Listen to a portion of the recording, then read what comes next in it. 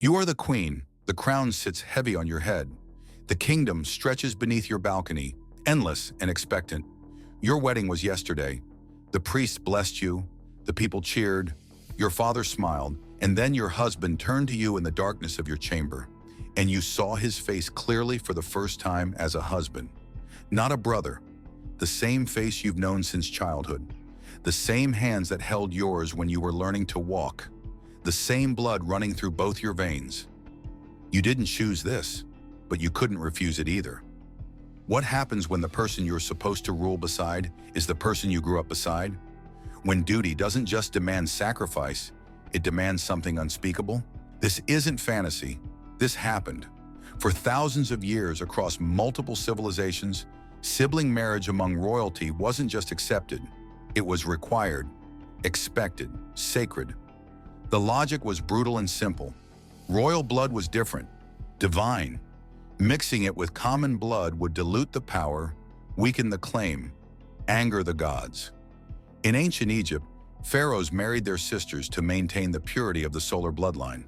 The Ptolemaic dynasty did this for 3 centuries. Cleopatra herself married 2 of her brothers during her reign. The Inca Empire followed the same practice. The Sapa Inca, considered a living god, could only marry his full sister. Anyone else would be unworthy. The kingdom itself depended on this union. Without it, there was no legitimate heir, no divine continuity.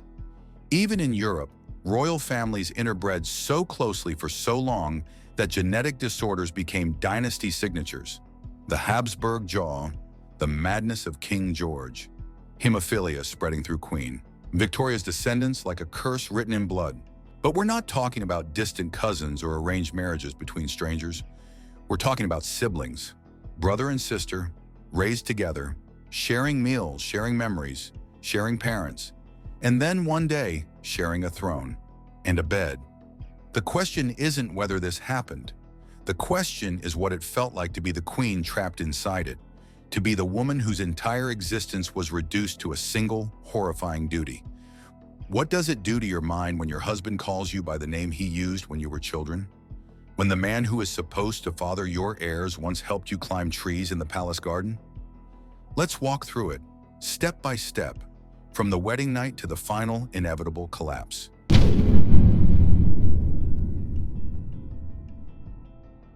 The ceremony is over. The priests have left. The musicians have fallen silent. You're alone with him now. He stands on the other side of the chamber, still wearing his ceremonial robes.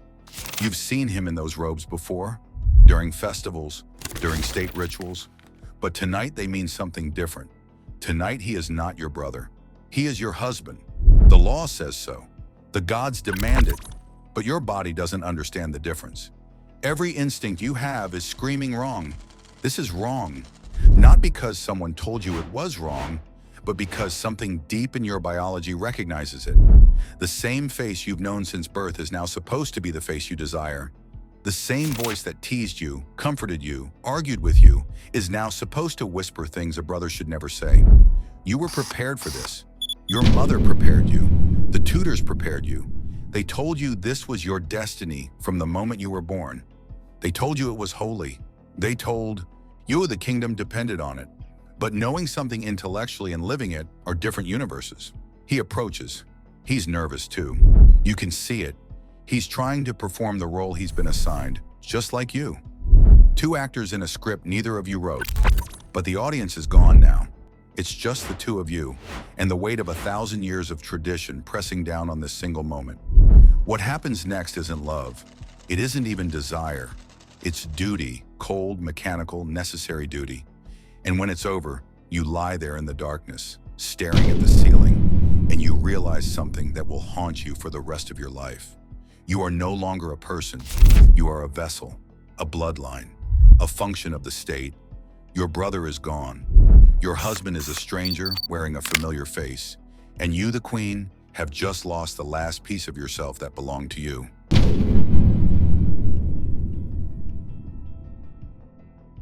The years pass. You learn to perform the role. In public, you are the perfect royal couple. You sit beside him on matching thrones. You smile at the same moments. You finish each other's sentences because you've known each other your entire lives. The people see it as harmony, divine partnership. They don't see what happens behind closed doors. Because here's the thing about marrying your sibling. You can't escape the history. You can't erase the memories. You can't pretend you don't know exactly how to hurt each other because you've been doing it since childhood. Every argument as king and queen carries the weight of every childhood fight. Every disagreement about policy becomes tangled with old resentments, old rivalries. He remembers when you broke his favorite toy at age 7. You remember when he told your father a secret you trusted him with. These memories don't disappear just because you're wearing crowns now. And the power dynamic shifts in ways that are impossible to predict. If you defer to him, you're not just being a good wife, you're erasing yourself. If you challenge him, you're not just a strong queen. You're the annoying little sister who never knew her place. The roles blur, the boundaries dissolve. Intimacy becomes surveillance. You know each other too well. You can read his moods before he speaks. He can sense your thoughts before you voice them. There's no privacy, no mystery, no space to be anything other than what you've always been to each other. And then there's the question of refusal. What if you say no? What if one night you simply can't go through with it anymore? What if the performance breaks down and you're just two siblings staring at each other in horror, finally acknowledging the monstrosity of what's been normalized? You can't divorce. There's no separation in a dynasty that depends on your union. Refusal isn't a personal choice. It's treason. It's blasphemy. It's the collapse of the entire political structure. So you don't refuse. You endure. You become numb. You learn to split yourself into two people, the queen who does what's necessary and the human being who quietly dies inside, piece by piece, year after year.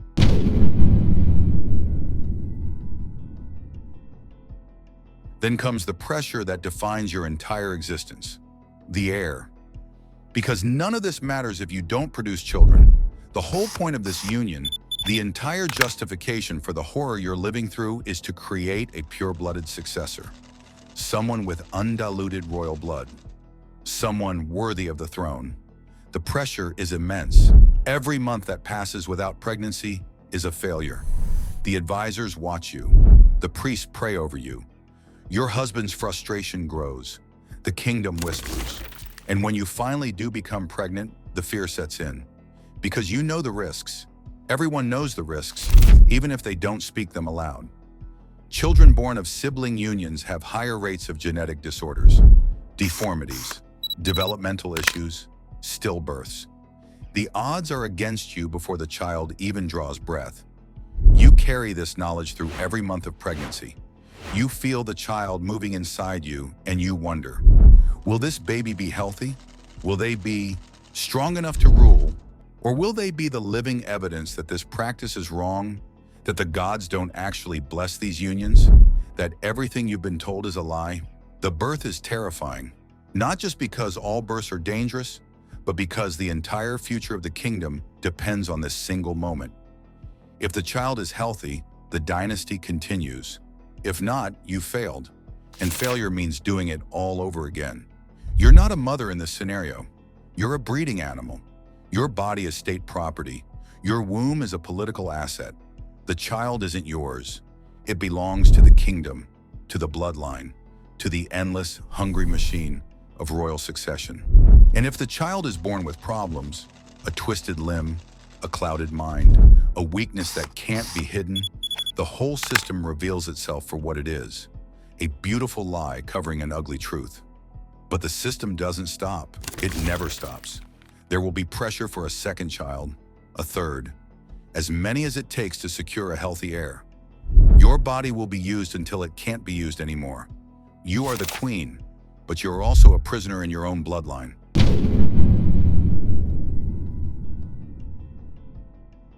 To the outside world, your marriage is sacred. The priests perform elaborate rituals blessing your union. The artists paint you and your brother husband in grand murals, divine and untouchable. The poets write verses about your eternal love, your cosmic harmony. The people celebrate festivals in your honor. They see what they're told to see, what they need to see. But inside the palace, you live in a completely different reality. Behind the gold-plated doors and silk curtains, there's a suffocating isolation. You can't confide in anyone. You can't express doubt. You can't even acknowledge the wrongness of it, because to acknowledge it would be to threaten everything. Your servants see you as an icon, not a person. Your advisors see you as a political tool. Your parents, if they're still alive, see you as a success. You've fulfilled your duty.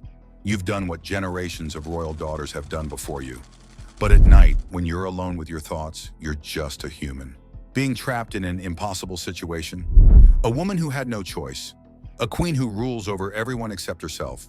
The propaganda machine works tirelessly to normalize what can't be normalized. Special religious doctrines are created to explain why your union is different, blessed, necessary. The story gets rewritten. History gets sanitized. Future generations will be taught that this was beautiful, not tragic. And you become complicit in your own erasure. You smile in public. You perform the rituals. You say the right words. Because what else can you do? The machine is bigger than you. It was here before you were born, and it will continue long after you're gone. You are both the queen and the sacrifice, the symbol and the victim, the proof that the system works and the evidence that it destroys.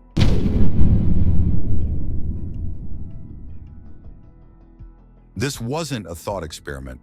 This was reality for countless women throughout history. Cleopatra VII of Egypt married her younger brother Ptolemy III when she was 18 and he was 10. Later, after his death, she married her even younger brother Ptolemy IV. This wasn't unusual in her family. The Ptolemaic dynasty had been doing this for nearly 300 years. The genetic consequences were severe. Many children died young. Many rulers showed signs of genetic disorders.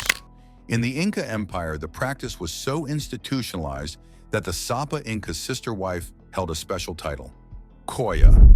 She was second only to the emperor himself. The entire religious and political structure depended on their union. When Spanish conquistadors arrived and witnessed this practice, they were horrified. But the Incas saw the Spanish reaction as proof of their ignorance. To them, this was the natural order. Even in relatively recent European history, the Habsburg dynasty interbred so intensely that Charles II of Spain, the final Habsburg king, suffered from severe genetic disorders. He could barely eat, couldn't speak clearly, and was likely infertile. The dynasty died with him in 1700. The pattern is consistent across cultures and centuries. These practices, defended as necessary and divine, eventually collapsed under their own weight. The bloodlines they were meant to protect became poisoned. The dynasties fell. The children suffered. History doesn't lie about the consequences. The evidence is written in genetic studies, in historical records, in the ruins of fallen empires. The queens who lived through this didn't have the luxury of hindsight.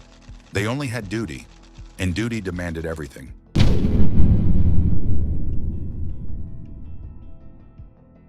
So what does this do to a human mind? Psychologically, it creates a profound split. You have to separate who you are from what you do. You have to build walls inside yourself just to survive. The trauma isn't just physical, it's existential. Your entire identity is fractured. And here's the truly disturbing part. Humans are adaptable, terrifyingly adaptable. Given enough time, enough pressure, enough propaganda, you can normalize almost anything. The queen who once felt horror might eventually feel nothing. Numbness becomes survival. But there's a deeper question here, a question that makes us uncomfortable because it forces us to examine the nature of morality itself. If your entire kingdom depended on it, if refusing meant civil war, the collapse of your civilization, the death of thousands, would you do it? Could you sacrifice your humanity for the survival of your people? This is the trap these queens lived in. There was no good choice, only degrees of horror. We want to believe we'd refuse. We want to believe our moral compass would hold firm. But we're not starving. We're not facing execution. We're not carrying the weight of an entire kingdom on our shoulders. Those queens were. You are no longer the queen in this story. You're sitting safely in the present, where sibling marriage is illegal, where genetic science has proven the dangers, where individual choice matters more than dynastic purity. We've evolved. our morality has progressed, we look back at these practices with appropriate horror. But the uncomfortable truth is that those queens weren't monsters. They were products of their time, trapped in systems that valued bloodlines over human dignity. They were sacrificed to ideas that seemed as natural to their societies as freedom seems to ours. History doesn't repeat, but human nature does. The same mechanisms that allowed sibling marriage to be normalized, tradition, religion, political pressure, propaganda, still exist today, just applied to different things. The real question isn't whether you would marry your brother as queen. The real question is, what are you normalizing right now that future generations will look back on with the same horror we feel about this? Think about that. And if you want more uncomfortable truths from history's darkest corners, subscribe, because there are more stories like this. Stories that make us question everything we think we know about power, duty, and what humans are capable of when survival is on the line.